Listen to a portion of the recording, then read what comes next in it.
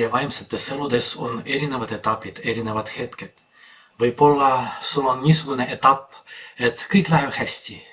Sa tahad palvetada, sa tunned, et Jeesus Kristus tegutseb sinu elus ja tunned ka, et homme on samasugune olukord, sa oled koos Jumalaga.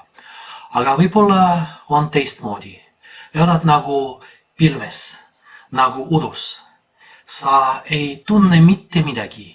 Sa tahad olla koos Jumalaga, aga ei ole kindel, et see olukord on niisugune, kus Jeesus Kristus on sinuga. Minu arvates, isegi kui sa oled selles olukorras, see on parem, kui tuleb niisugune ükskõikne tunne.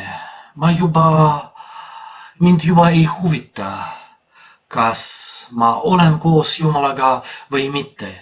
Ma tegelen oma asjadega, aeg-ajalt käin kirikus, aeg-ajalt palvetan, aga ei huvita, kuidas areneb minu vaimne elu.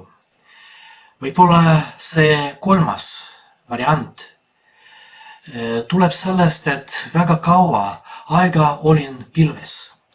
Ja võib-olla ei püüdnud, võib-olla eriti lõpus, teha mitte midagi. Olen harjunud sellega, et niimoodi on ja juba ei otsi mitte midagi.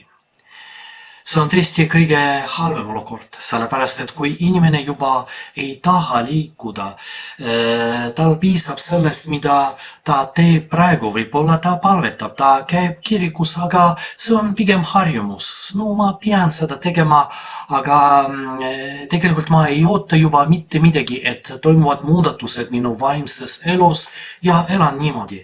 Siis võib-olla inimene kaotab oma usku, võib-olla usk on juba nii nõrk, et inimesed juba elab ilma Jumalata. Minu arvates kõige tähtsam igas olukorras midagi otsida Jumalat.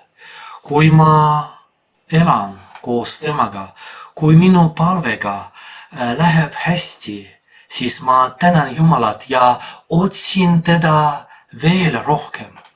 Aga kui ma olen udus, mõtlen sellest, et see olukord lõpeb, et pilv kaob ära ja tuleb päike ja ootan aga mitte passiivselt, aga ootan otsides seda päike, kuhu ma pean udus pilves liikuma, pean mõtlema ja pean liikuma. Püha Vaim peab aitama meid, aga aitab siis, kui ma ise tahan, et tema aitaks. Kui mind juba ei huvita, kui teete niisugune ükskõikne tunne, ükskõikne palve, Jumal, tee midagi, aga ma juba ei usu sellesse, et midagi muutub, siis võib-olla on väga raske võtta vastu Püha Vaim. Otsigem Jumalat.